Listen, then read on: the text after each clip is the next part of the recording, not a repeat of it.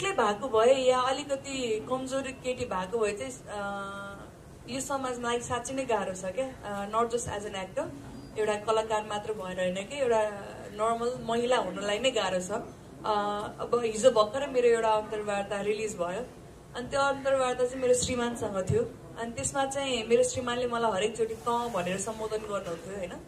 अनि मैले चाहिँ अब हामी त पहिला श्रीमान श्रीमती हुनुभन्दा अगाडि हामी एकदम राम्रो साथी थियो नि त। अनि मैले पनि उसलाई तिमी ऊ तपाईँ चाहिँ भन्ने गरेको छैन, ऊ उसले खान्छ जान्छ जस्तो यसरी शब्दहरू सामान्य शब्द हो नि त। यस्तो बोल्दाखेरि चाहिँ मान्छेहरूलाई चाहिँ अलिकति गाह्रो लाग्दो रहेछ श्रीमानलाई यसरी बोल्यो भनेर भन्न चाहिँ हामी सबैजना श्रीमान र श्रीमती बराबरै हो, इक्वल हो भन्छौँ।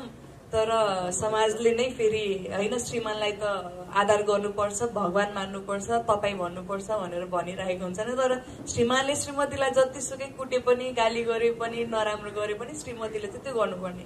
त्यो एकदमै कमजोर केटी हो भने चाहिँ यो सबै चिजहरूले गर्दाखेरि चाहिँ साँच्ची नै बाँच्न मन लाग्दैन, साँच्ची नै बाँच्न मन लाग्दैन।